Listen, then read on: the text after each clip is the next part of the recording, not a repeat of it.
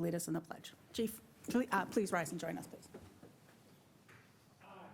Pledge allegiance to the flag of the United States of America and to the republic for which it stands, one nation, under God, indivisible, with liberty and justice for all.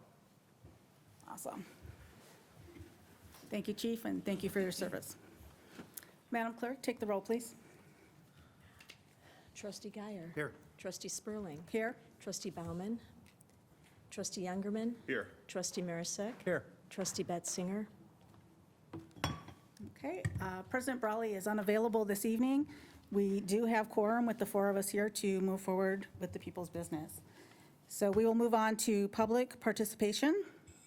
First item is we have a proclamation for Diabetes Awareness Month for November. I'm just saying all in favor.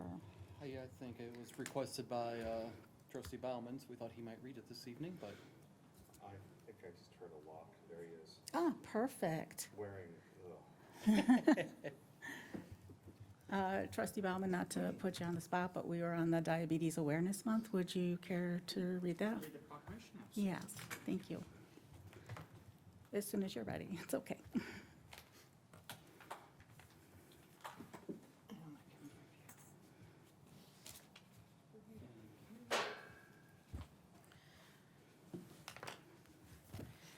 Whereas diabetes affects 29.1 million people, which is 9.3% of the population in the United States, and is a serious disease for which there is no known cure, and which is the seventh leading cause of death by disease in the United States. And whereas approximately 1/4 of the Americans who have diabetes do not know they have the disease and may experience damage to the heart, eyes, kidneys, and limbs without producing any symptoms. And whereas another 86 million, or 1 in 3 American adults, has prediabetes, a condition which puts them at greater risk for developing type 2 diabetes. And if current trends continue, 1 in 3 American adults will have diabetes by 2050. And whereas type 1 diabetes is an autoimmune disease in which a person's pancreas stops producing insulin, a hormone that enables people to get energy from food. It occurs when the body's immune system attacks and destroys the insulin-producing cells in the pancreas called beta cells. There is no prevention for type 1 diabetes, and at present, no cure. And whereas diabetes has many faces affecting everyone, young and old alike, Caucasians, African Americans, Latinos, Native Americans, Asian Americans, and Pacific Islanders, with minority populations in the United States having an increased risk for developing the disease. And whereas an increase in community awareness of risk factors and symptoms related to diabetes can improve the likelihood that people with diabetes will get the attention they need before suffering the devastating complications of the disease.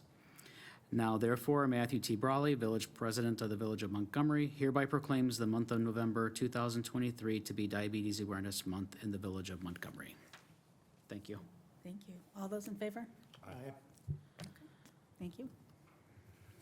Moving on to the next item, we have the tax levy announcement. Director Maluski, please. Thank you.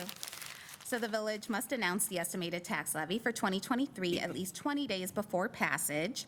The village must also hold a public hearing if the proposed aggregate tax levy is more than 105% of the prior year levy.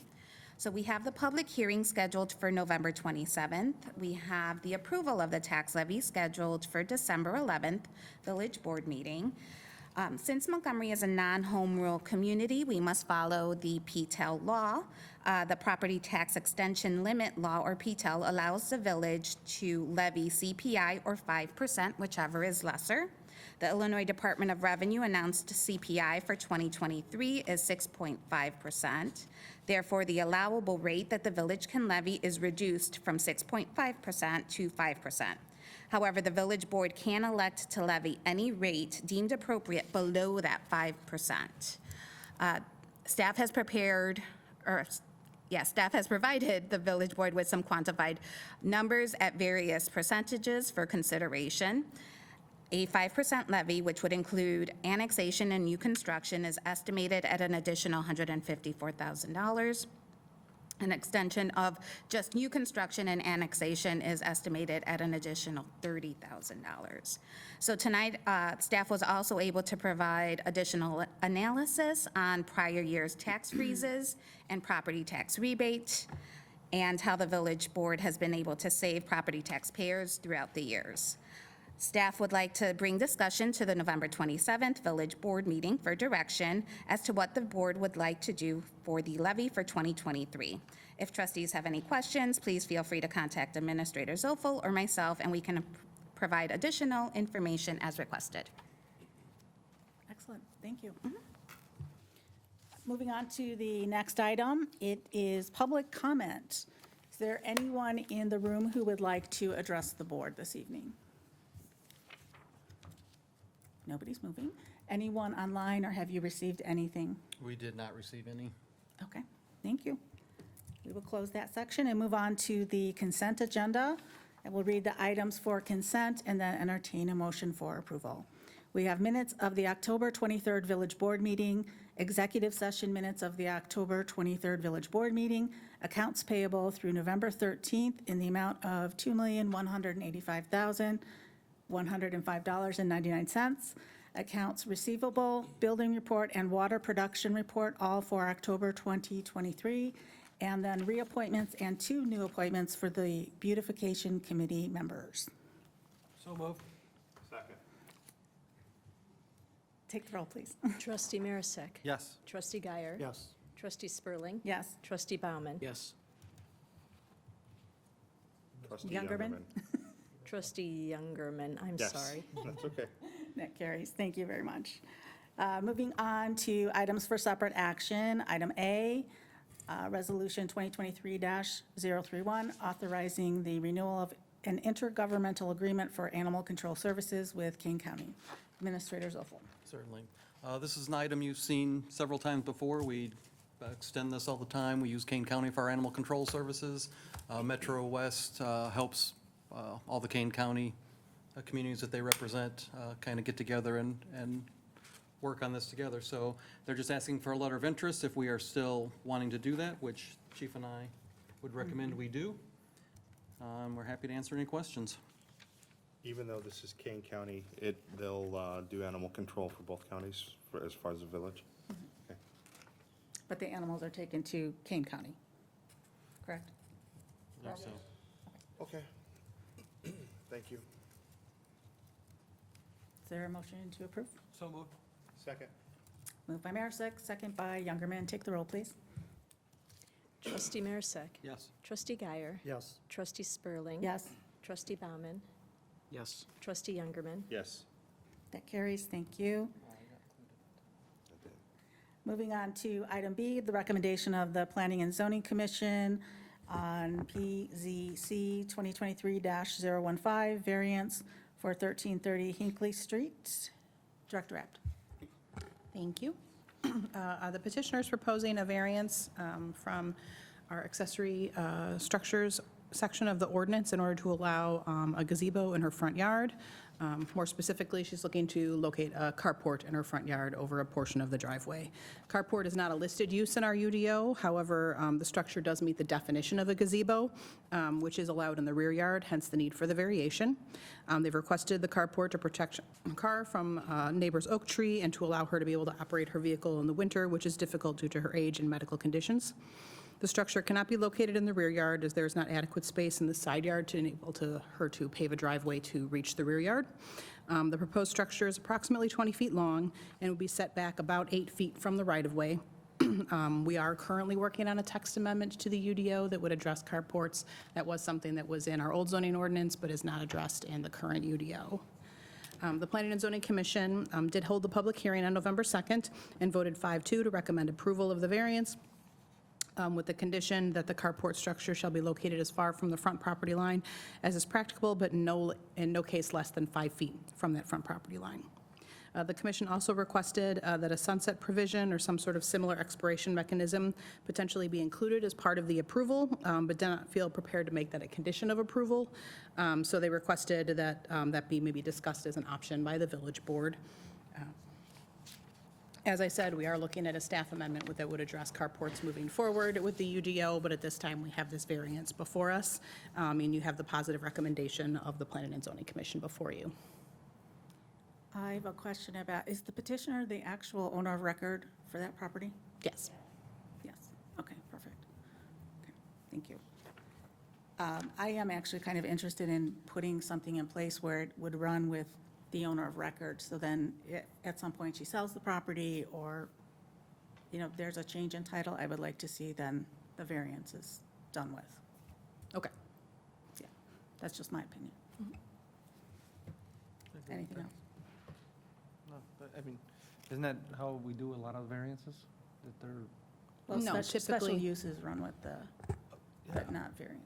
Right. Right, typically variances are going to run with the land. Special uses, if the use continues as is, typically that's allowed in perpetuity, but variances typically stick with the land, so.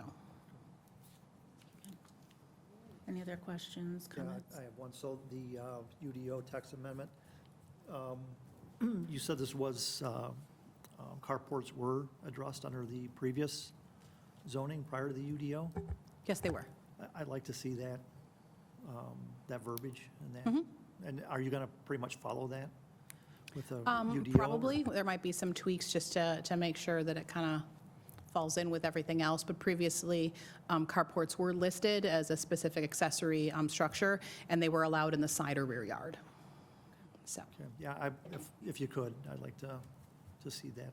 yep, I'm that happy to verbiage. share that language with you. Okay, thank you. Any other questions or comments for Director Abt? motion to accept the recommendation of planning and zoning? Second. Moved by Marisak, second by Youngerman. Take the roll, please. Trustee Marisak. Yes. Trustee Guyer. Yes. Trustee Spurling. Yes. Trustee Bauman. Yes. Trustee Youngerman. Yes. And the next item is the actual ordinance. This is first reading, so we will not take action on the actual ordinance this evening. And I have already been asked not to put that on consent, so that will stay as separate action. Okay. Okay. Moving on to item D, Resolution 2023-032, authorizing the acceptance of public improvements and bond reduction for Montgomery Place Apartments. Director Abt. Thank you, Trustee Spurling. We have before us a reduction of the bond amounts as well as acceptance of the public improvements. Montgomery Place Apartments is complete, and they've addressed all of their punch list items. We have reduced the bond twice before as they've been working through completion. This will keep a 10% maintenance on the public improvements as well as hold 110% of the remaining landscape improvements that are still within their maintenance period. So we would be reducing the bond by the $384,000 and holding the remaining for another year until it's time to be out of the maintenance period. Any questions, comments for Director Abt? I'll entertain a motion. Motion to approve? Second. Moved by Marisak, second by Youngerman. Take the roll, please. Trustee Marisak. Yes. Trustee Guyer. Yes. Trustee Spurling. Yes. Trustee Bauman. Yes. Trustee Youngerman. Yes. That carries. Thank you. Our final item under items for separate action, approval of the 2023-2024 motor fuel tax resolution for snow removal materials. Director Wolf. Thank you, Trustee Spurling. So before the board is the resolution for the village to authorize the Public Works Department to be able to purchase salt and liquid materials for the village's snow and ice program in 2023-2024. The village uses the CMS process for our pricing for salt. This year, just for reference, the village put in for 900 tons with the ability to fluctuate 20% in either direction. So as much as 1,080 tons to as little as 720. So if you notice on the form submitted, the BLR form attached to this document is the quantity that's specified is the 1,080. It does not require the village to purchase that amount. We can purchase less. We just put in the maximum amount allowed in the contract due to the fact that we have budgeted appropriately when this falls under budget.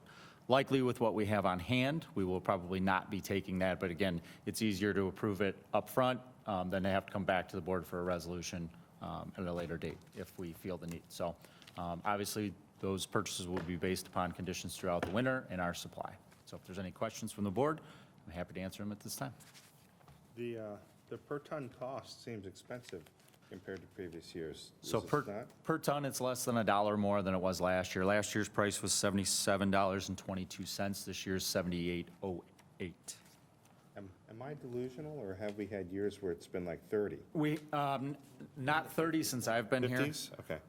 But we have, so to give perspective, 2019 was $96.25 per ton. 2020 was $46.51.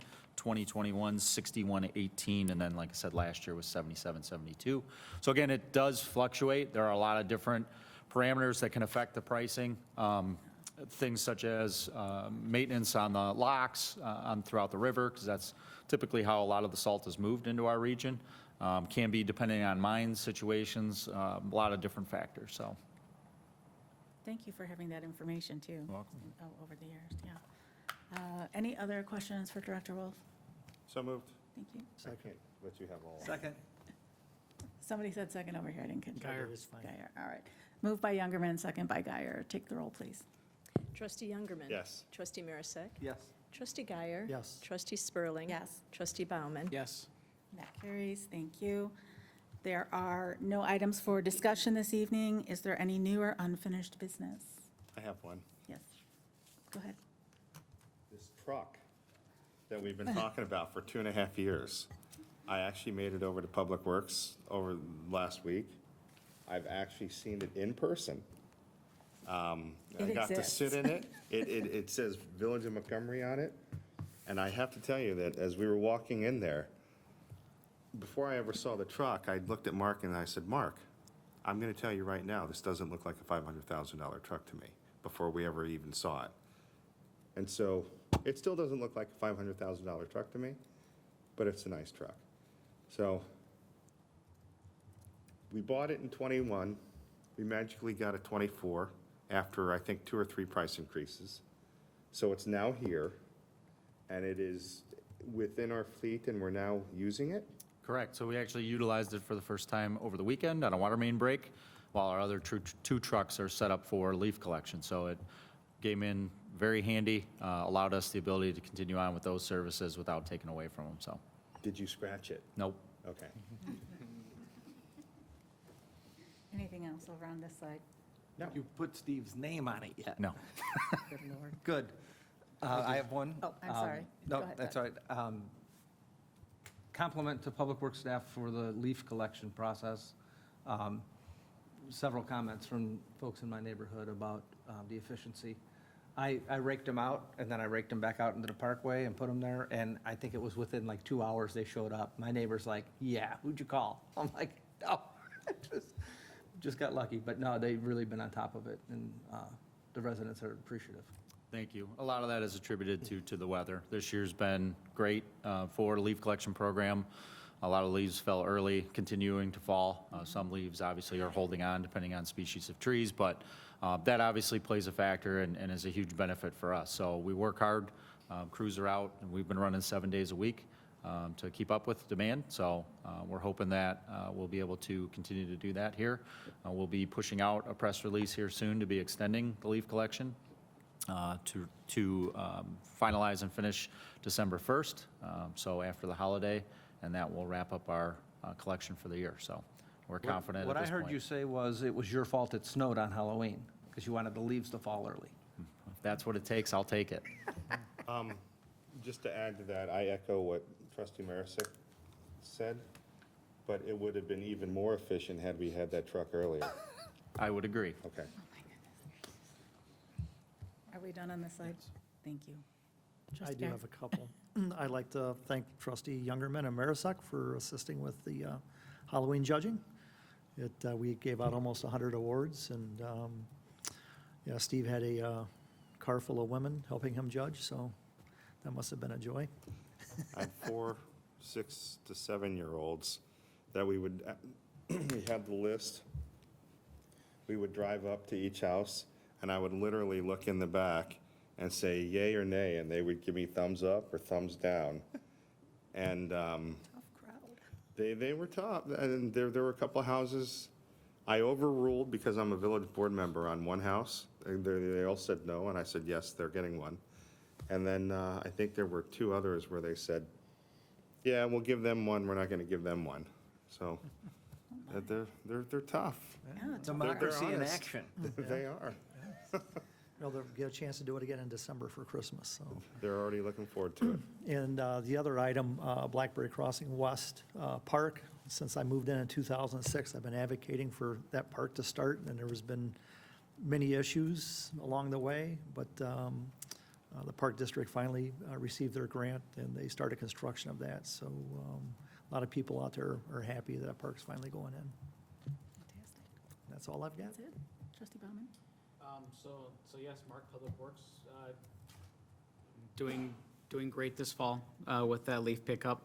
Watching both trucks in action, that new leaf pickup, that remote option is just wonderful. I watched it out front one day coming along and maneuvering around the mailbox and back in and around without the safety issue of someone on the back. And I'm just glad we were able to purchase that as a village and have that as a tool, as a resource for you, regardless of how long the equipment takes to get to you. I'm glad we're able to approve those and have all these resources at your disposal. Thank you. Is that it? That was all, okay. That was it. I too saw the leaf vac in action, and I stopped and watched it. It was pretty cool. So I did have that opportunity. The other thing I wanted to mention, Route 30 in Orchard. I went through there about 2 hours ago, 2.5 hours ago. All the signals are up on the actual poles. It looks good. It's a nice, clean intersection now. It takes a while to get through it because it's a super busy intersection, but it looks good. And I just want to say I appreciate you trying to monitor that from afar. I know that was not our project, and we kind of kept on you to stay on them. So appreciate that. I will echo what Trustee Sperling said, because I've been on your butt a lot about it. So thank you. And we're pushing projects across the finish line, so that's looks what we good. need to do. All right, you will see the next item, the future meeting schedule. Are we actually canceling that? Committee of the whole, yes. Committee of the whole will be canceled, okay. And then we have Intergov and the next village board meeting on November 27th. We will now adjourn into executive session, which means we will not be coming back out here. So I will entertain a motion to adjourn into executive session. So moved. Moved by Youngerman, second by Bauman. Take the roll, please. Trustee Youngerman. Yes. Trustee Marisak. Yes. Trustee Guyer. Yes. Trustee Spurling. Yes. Trustee Bauman. Yes. All right, do I do this thing still? Sure. All right. Do